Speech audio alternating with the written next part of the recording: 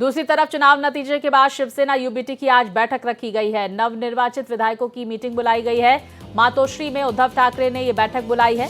दोपहर 12 बजे मातोश्री में ये मीटिंग होगी। तो बड़ी खबर आपको बता दें, शिवसेना यूबीटी की तरफ से ये मीटिंग बुलाई गई है। नवनिर्वाचित विधायकों की ये बैठक दोपहर 12 बजे मातोश्री में उद्धव ठाकरे की तरफ से बुलाई गई है। तमाम विधायक इस बैठक में मौजूद रहेंगे। देखिए, शिवसेना उद्धव बाला साहब ठाकरे कुछ खास कमाल महाराष्ट्र विधानसभा चुनावों में नहीं कर पाई, जिस पर लगातार मंथन भी जारी है। लेकिन दूसरी तरफ विधायकों की ये मीटिंग आज दोपहर 12 बजे मातोश्री में बुलाई गई है। तो निर्वाचित विधायकों की ये बैठक उद्धव ठाकरे की तरफ से 12 बजे मातोश्री में बुलाई गई है। विपक्ष की क्या भूमिका रहने वाली है, इस पर भी चर्चा होगी। विस्तार से जानकारी के साथ मेरे सहयोगी अभिषेक हमारे साथ जुड़ गए हैं। अभिषेक, 11 बजे की मीटिंग में तमाम विधायक मौजूद रहेंगे। क्या दिल्ली से भी यहां पर कोई नेता पहुंच सकता है इस मीटिंग में? दूसरी तरफ क्या आज ही विधायक दल का नेता चुन लिया जाएगा? मुख्यमंत्री को लेकर स्थिति कब होगी? देखिए, सवाल बहुत सारे हैं। दूसरी तरफ उद्धव ठाकरे भी एक मीटिंग कर रहे हैं। अपडेट दें सभी सवालों पर। देखिए स्वाति, इसमें 11 बजे के आसपास जो बीजेपी की मीटिंग होगी, इसमें सभी विधायकों को बुलाया गया है। कल सारे विधायकों को मैसेज चला गया था कि देर शाम तक वो मुंबई पहुंच जाए, बीजेपी के सारे विधायक। और बीजेपी के सभी 132 विधायक वो मुंबई पहुंच चुके हैं। आज बीजेपी के प्रदेश मुख्यालय में एक मीटिंग होगी। मीटिंग में जो सेंट्रल ऑब्जर्वर के तौर पर पहले से यहाँ मौजूद हैं, प्रभारी के तौर पर भूपेंद्र यादव, जिनके माइक्रो मैनेजमेंट की चर्चा है, भूपेंद्र यादव और देवेंद्र फडणवीस के भूपेंद्र यादव और अश्विनी वैष्णव रहेंगे। इसके साथ साथ पीयूष गोयल खुद मौजूद रह सकते हैं और इसके साथ ही देवेंद्र फडणवीस, प्रदेश अध्यक्ष बावन कुले सहित तमाम सारे जो प्रमुख नेता हैं वो मौजूद रह सकते हैं।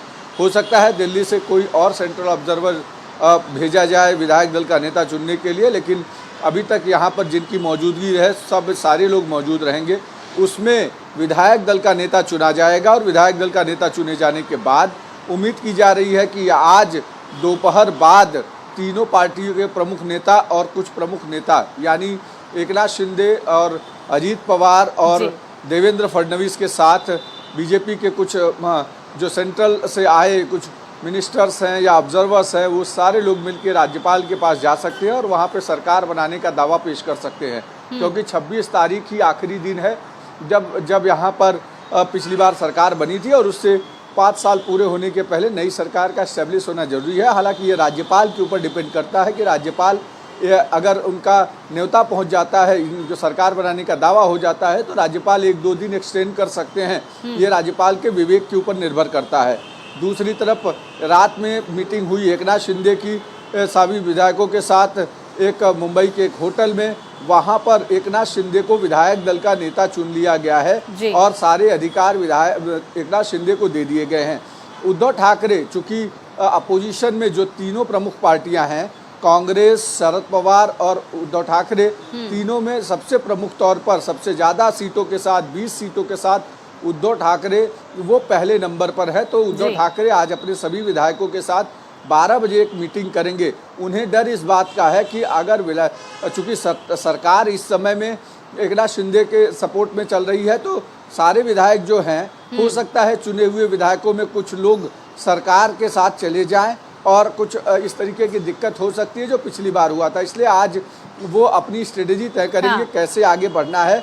और सामने साथ ही साथ एक प्रमुख चीज़ बता दूं, चूंकि इस बार अपोजिशन लीडर कौन होगा इस पर असमंजस है।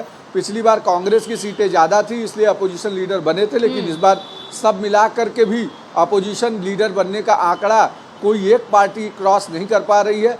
इसलिए जरूर शिवसेना जो है वो अपोजिशन लीडर के तौर पर दावा पेश करेगी कि उसका अपोजिशन लीडर हो और आगे की स्ट्रेटेजी सरकार को घेरने को लेकर तय की जाएगी। तीसरी प्रमुख चीज़ है कि अगर सरकार बनाने का दावा आज बीजेपी और तीनों अलायंस मिलके महायुति के लोग कर देते हैं, तो सरकार बनाने के समय में गवर्नर जो भी समय देंगे उस आधार पर वो वानखेड़े स्टेडियम में शपथ होगा। वानखेड़े स्टेडियम में 2014 में भी शपथ हुआ था जब देवेंद्र फडणवीस पहली बार मुख्यमंत्री बने थे।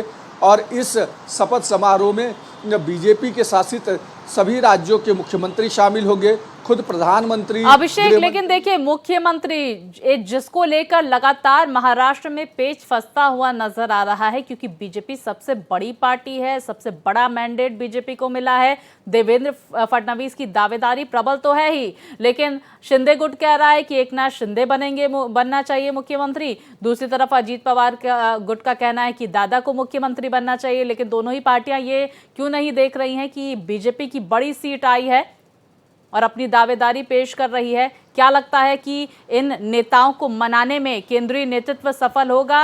देवेंद्र फडणवीस सफल होंगे अगर मुख्यमंत्री देवेंद्र फडणवीस को बनाया जाता है?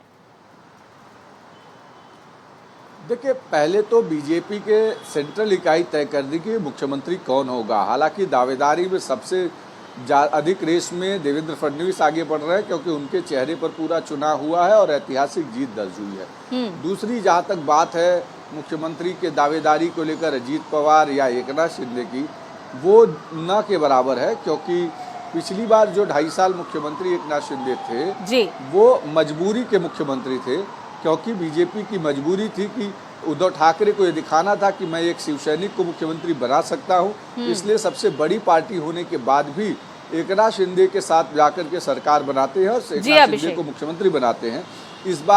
इस बार बीजेपी के पास इतने अकेले नंबर हैं कि निर्दलियों के साथ मिल करके, छोटी पार्टियों के साथ मिल करके मुख्यमंत्री बन सकते हैं। इसलिए मुझे लगता है कि मुख्यमंत्री बनने का जो दावा है इन लोगों का, वो बेबुनियाद जैसा लग रहा है। बिल्कुल, देखिए उम्मीद यही की जा रही है अभिषेक, आज शाम तक मुख्यमंत्री पद को लेकर जो सस्पेंस है वो खत्म होता हुआ नजर आएगा। बहुत शुक्रिया तमाम जानकारियां हमारे दर्शकों तक पहुंचाने के लिए।